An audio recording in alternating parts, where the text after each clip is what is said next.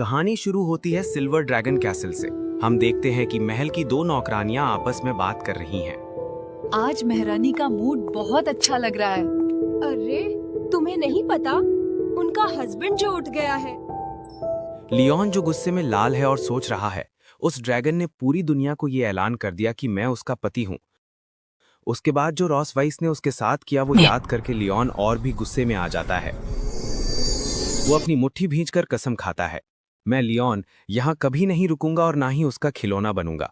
इसी जज्बे के साथ लियोन वहां से भागने का प्लान बनाता है। वो महल के साइड डोर की तरफ जाता है, लेकिन देखता है कि वहां 4 ड्रैगन गार्ड्स पहरा दे रहे हैं, इसलिए वहां से निकलना नामुमकिन है। लेकिन उसे एक बात अजीब लगती है, पूरे महल में गार्ड्स बहुत कम, जो 2 साल पहले की सिचुएशन से बिल्कुल अलग था।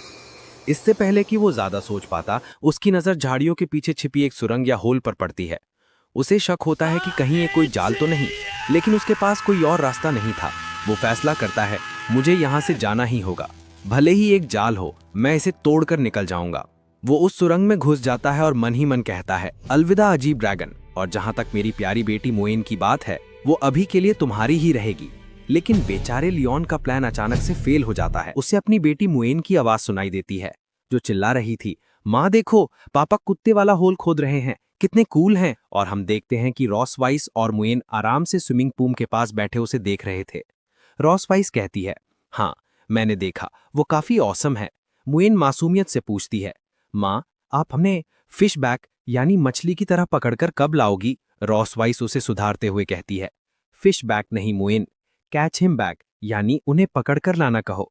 ये उनके लिए आदर से कहना चाहिए। मतलब साफ था, लियोन का भागना भी रॉस वाइस के प्लान का ही एक हिस्सा था। दूसरी तरफ लियोन जंगल में भागता रहता है और सोचता है कि अब वो काफी दूर आ गया है और रॉस वाइस उसे नहीं पकड़ पाएगी। लेकिन अगले ही पल उसे आसमान में एक बड़ा सा ड्रैगन उड़ता हुआ दिखता है।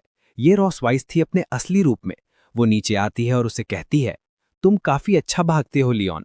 लियोन की सारी मेहनत पर पानी फिर जाता है। रॉस वाइस उससे पूछती है, अब तुम्हारा क्या होगा जब तुम इंसानी इलाके में वापस जाओगे? तुम्हारे सीने पर अब मेरा निशान है, क्या तुम्हें लगता है कि लोग अब भी तुम्हें एक ड्रैगन स्लेयर के रूप में अपनाएंगे? इस पर लियोन हिम्मत नहीं हारता। वो कहता है, तो मैं एक खाम इंसान की तरह नई जिंदगी शुरू करूंगा, वो तुम्हारे हाथों जलील होने से तो बेहतर ही है।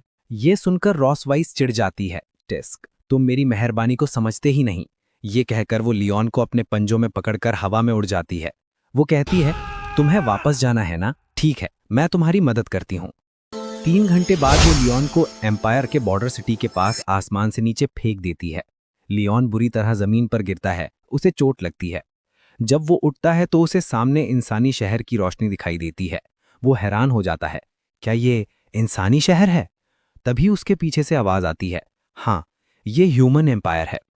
ये रॉस वाइस थी जो अब इंसानी रूप में उसके सामने खड़ी थी। वो कहती है, अपने शहर को इतने करीब से देखकर लग रहा होगा कि बस एक कदम और तुम वापस पहुंच जाओगे। लेकिन लियोन, तुम वापस नहीं जा सकते। और फिर रॉस वाइस अपने बदले का आखिरी और सबसे खतरनाक पत्ता खेलती है। वो कहती है, ओह मैं बताना तो भूल ही गई, इस ड्रैगन मार्क का एक साइड इफेक्ट है। जब भी 2 लोगों में से जिनके पास ये मार्क है, कोई एक दूसरे के साथ अरूस करना चाहता है, तो ये मार्क एक रिएक्शन पैदा करता है। वो लियोन के करीब आती है और कहती है, तुम्हें अभी पूरे शरीर में गर्मी महसूस हो रही होगी, एक अजीब सी बेचैनी और एक ऐसी इच्छा जिसे तुम बर्दाश्त नहीं कर पा रहे होगे, है ना? ये था उसका असली बदला। वो कहती है, जानते हो मैं तुम्हें यहाँ क्यों लाई? मैं चाहती हूँ कि तुम समझो कि असली शर्म क्या होती है, अपने ही घर के सामने उसके इतने करीब होकर। लेकिन इतना सब होने के बाद भी लियोन का जज्बा टूटता नहीं है।